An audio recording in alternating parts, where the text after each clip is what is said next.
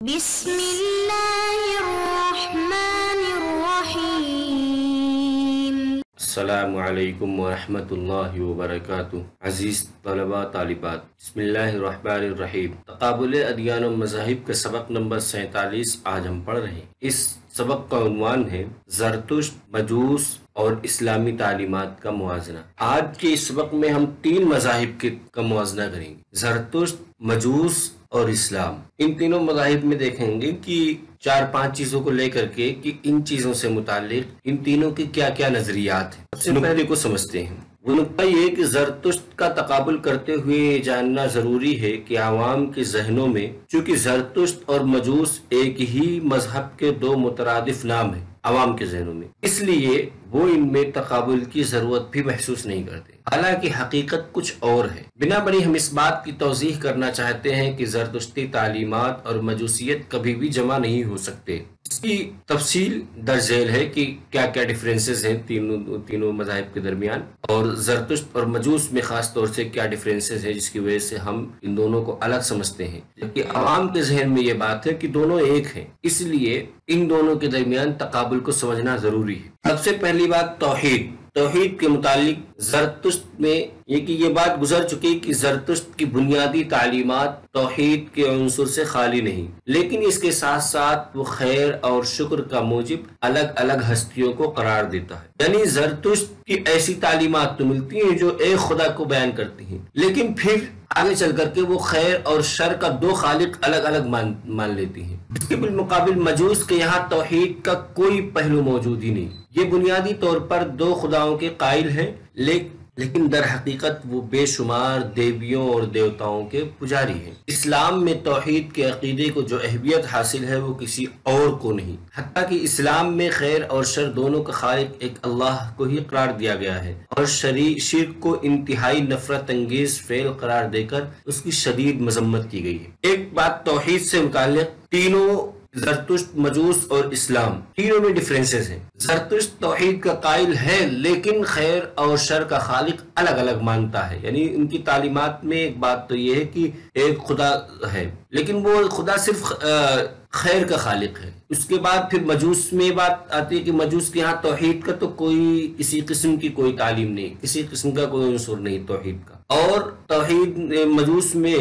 2 خداؤں کے علاوہ بہت سے دیوی اور دیوتاؤں کی بھی پوجا ہوتی ہے۔ اس کے بالمقابل اسلام میں خالص توحید کا عقیدہ ہے، ایک خدا کا، حتیٰ کہ خیر اور شر دونوں کا خالق ایک ہی اللہ کو مانا جاتا ہے۔ رسالت، زرتشت نے رسول کی ضرورت و ذمہ داری سے بحث کی ہے، جیسا کہ عقائد کی بحث سے واضح ہوا۔ اس کے بالمقابل مجوسی زرتشت کے آنے سے قبل رسولوں کے بالکل ہی قائل نہ تھے، اور زرتشت کے آنے کے بعد اسے خدا کا اوتار ماننے لگے۔ اسلام میں عقیدہ رسالت ہر مسلمان کے ایمان کا ایک لازمی اور غیر منفک حصہ ہے، یعنی زرتشت رسول کو مانتا ہے، اسلام میں بھی رسالت کو عقیدے کا حصہ مانا گیا، لیکن مجوس اس کے یہاں رسالت کا کوئی تصور نہیں تھا، بلکہ جب زرتشت کی آمد ہوئی تو زرتشت کے آنے کے بعد پھر مجوسیوں نے بھی زرتشت کو خدا کا اوتار مان لیا، جیسا کہ ہندوؤں میں اوتار کا تصور ہے، اسی طریقے سے اوتار مان لیا۔ بعث بعد الموت، زرتشت بعث بعد الموت کا قائل اور جنت و دوزخ کا معترف تھا۔ مجوس ہندوؤں کی طرح تناسخ اور آواگمن کے قائل تھے۔ اسلام میں بعث بعد الموت اور جنت و جہنم کا وجود اور اس کا اقرار ایمانیات کا ایک لازمی حصہ ہے۔ بعث بعد الموت سے متعلق زرتشت اور اسلام کی تعلیمات تو ملتی جلتی ہیں، یعنی جس طرح سے اسلام میں جنت اور دوزخ کا وجود تسلیم کیا گیا ہے، اور مرنے کے بعد وہ انسان کا ٹھکانہ جنت یا دوزخ میں اعمال کے حساب سے ملے گا، اس طرح یہ باتیں زرتشت اور اسلام دونوں مذاہب میں ہیں۔ اس کے بالمقابل مجوس کے اندر اس کا کوئی تصور نہیں، بلکہ مجوس میں تناسخ اور آواگمن کا عقیدہ، جیسا کہ ہندو میں ہے کہ انسان کی روح اسی دنیا میں آتی رہے گی اور جسم بدلتی رہتی ہے۔ ملائکہ، فرشتے، زرتشت ملائکہ کو انسانی نشوونما اور پرداخت کے لیے خارجی ہستیاں قرار دیتا ہے۔ مجوسی عقائد میں فرشتوں کی کوئی اہمیت نہیں، بلکہ وہ مردوں کی ارواح کے آنے جانے کا عقیدہ رکھتے ہیں۔ اسلام فرشتوں کو اللہ تعالیٰ کی ایک ایسی مخلوق مانتا ہے جس کی تخلیق نور سے ہوئی، اسے صرف اللہ کی اطاعت کے لیے پیدا کیا گیا ہے، اس میں گناہ کا مادہ ہی نہیں۔ ملائکہ فرشتوں سے متعلق زرتشت کا عقیدہ یہ ہے کہ ایک خارجی ہستی ہے اور اس کا ہونا انسانیت کے لیے مفید ہے، انسانی نشو و نما اور اس کے پرداخت کے لیے اس خارجی ہستی کا ہونا ضروری ہے، یہ زرتشت کا کہنا ہے۔ اور اسلام کہتا ہے کہ یہ اسلام بھی اس کے وجود کا قائل ہے، اس کے وجود کا عقیدہ رکھتا ہے کہ یہ اللہ کی ایک مخلوق ہے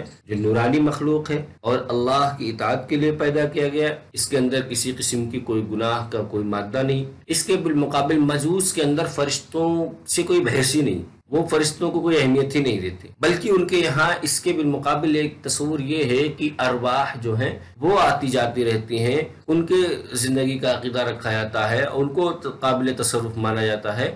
یعنی فرشتوں کے علاوہ ارواح کا تصور پایا جاتا ہے، لیکن فرشتوں کا کوئی تصور مجوس میں نہیں پایا جاتا۔ رسم تدفین میں زرتشت اور مجوس متفق ہیں، اس بابت ان دونوں کا ماننا یہ ہے کہ مردہ ناپاک ہوتا ہے اور زمین ہمیشہ سے پاک ہے، اس لیے ناپاک مردے کو پاک زمین میں دفنا کر ایک پاک چیز کو ناپاک کرنا ہے۔ ظاہر ہے کہ زمین کی سراسر بے حرمتی ہے، اس لیے اگر کوئی شخص مر جائے تو اسے کسی اونچے مینار یا کسی اونچی جگہ پر رکھ دیا جائے تاکہ پرندوں کی خوراک بن جائے اور زمین بھی ناپاک نہ ہو۔ اسلام میں انسانی لاش کی بے حرمتی کو ناجائز قرار دیتے ہوئے اسے زمین میں دفن کرنے کی نہ صرف یہ کہ ہدایت دی گئی بلکہ اسے انعام خداوندی کے طور پر بھی ذکر کیا گیا ہے۔ رسم تدفین یعنی تجہیز و تکفین کی انسان مر جاتا ہے، اس کے بعد اس کے جسم کے ساتھ کیا سلوک کیا جائے، اس کو دفن کیا جائے یا اس کو دریا میں ڈال دیا جائے یا اس کو کسی اونچی جگہ پر رکھ دیا جائے جسے چرند و پرند کھا لے، اس سے متعلق